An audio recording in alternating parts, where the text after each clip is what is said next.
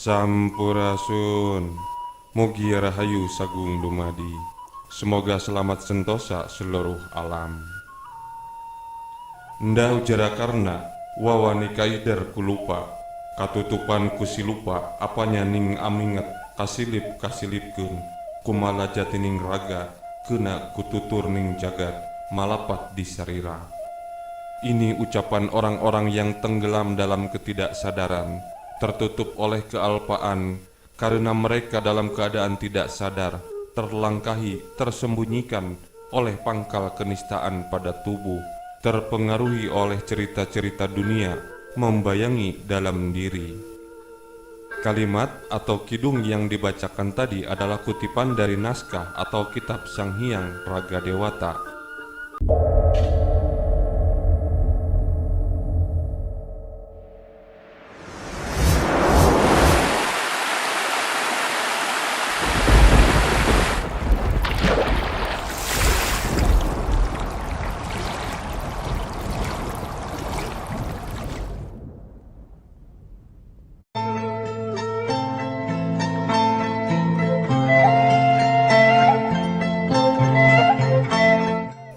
Kitab Suci Sunda.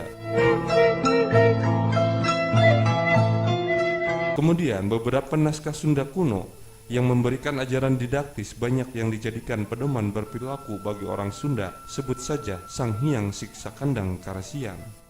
Namun jauh lebih mendalam bila kita memahami kitab Sewaka Dharma dan Siksa Guru, istilah siksa bermakna ajaran. Bila kita mengacu dalam kesejarahan agama Hindu, siksa adalah sebuah ajaran mula-mula yang dikategorikan masuk dalam Vedanga.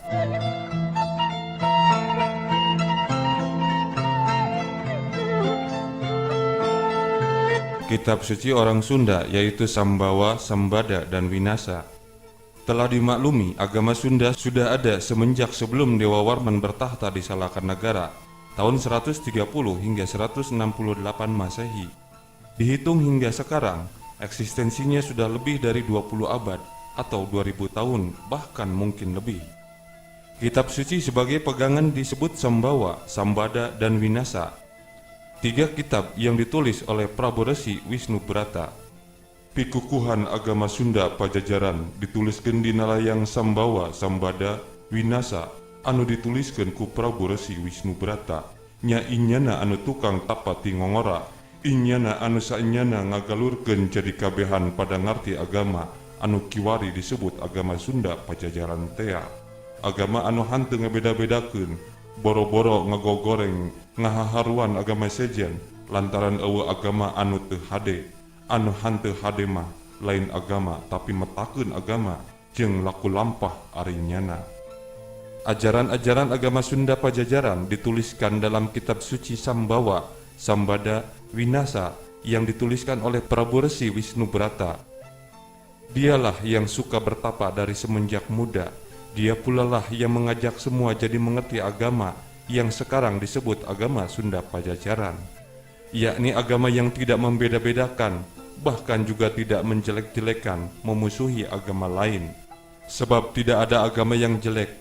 Yang jelek itu bukan agama, tapi cara mengamalkan agama dan kelakuan mereka. Secara hipotetis, tokoh Prabu Resi Wisnu Brata menurut cerita pantun adalah Rakyan Darmasiksa, Prabu Sang Hyang Wisnu. Rakyan Darmasiksa Prabu Sang Hyang Wisnu yang bertahta pada tahun 1175 hingga 1297 Masehi. Berdasarkan catatan sejarah Pustaka Wangsakerta, sebab salah satu di antara raja-raja Sunda yang berperangai arif bijaksana sebagai resi dan gencar menyiarkan agama kala itu hanya raja ini. Mungkin sebelum 3 buah kitab suci tadi ia tulis, entitas agama Sunda selama lebih kurang 1 milenium atau 1000 tahun masih bersifat agama tidak resmi. Baru semenjak kerajaan Sunda di bawah pemerintahannya, agama Sunda disahkan oleh negara. Dalam pantun sakral Bogor, episode Tunggul Kewung Bijil Sirung, diceritakan penyebar agama Sunda pertama adalah seorang tokoh yang menyandang julukan Mending Laya Hadikusuma. Setelah ia mendapatkan layang Salaka Domas dari jagat Jabaning Langit. Secara harfiah, Layang Salaka Domas berarti kitab suci 800 ayat yang berisi tentang ajaran kesempurnaan hidup dari semenjak lahir Sambawa, dewasa sampai tua Sambada, dan kematian serta kehidupan di alam hyang atau winasa. Bagaimana bunyi tiap ayat dalam ketiga kitab suci tadi? Orang Rawayan atau Baduy pun tetap merahasiakannya. Pada zamannya, Siliwangi masih bertahta di Pakuan Pajajaran. Isi ketiga kitab suci tadi selalu dibaca pada malam yang sunyi, hening, penuh ketentraman, yaitu pada puncak upacara Kuwera Bakti di Balai Pamunjungan Ki Harahyang. Beratapkan langit bebas, diterangi cahaya Damar Sewu, berbaur dengan cahaya bulan purnama, dipimpin oleh Bramesta Pendeta Agung Negara.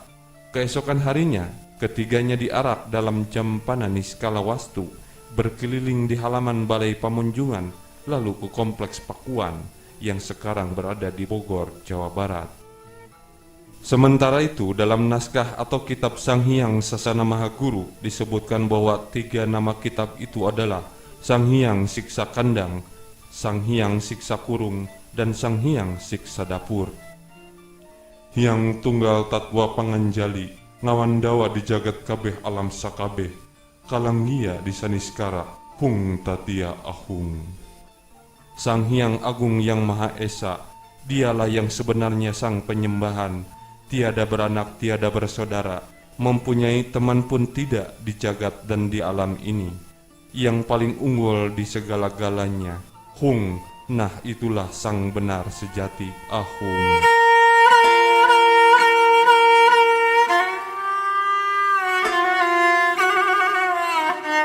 Kepadanya orang Sunda menyembah, minta perlindungan, sebab hanya Inyanalah yang memiliki kebenaran sejati dan hakiki. Ikutilah ajaran kitab ini. Jika hidupmu lebih kereta atau makmur, jiwamu lebih tingtrim, tentram, dan lebih penyayang terhadap sesama adalah bukti kebenaran. Namun bukan berarti menunjukkan bahwa kitab ini yang benar. Sekali lagi, bukan kitab ini yang benar, tetapi Tuhanmulah yang benar, Sang Hyang Kersalah yang mengajarkan kebenaran itu untukmu. Kamu bakal hubel hirup, berumur panjang. Cak.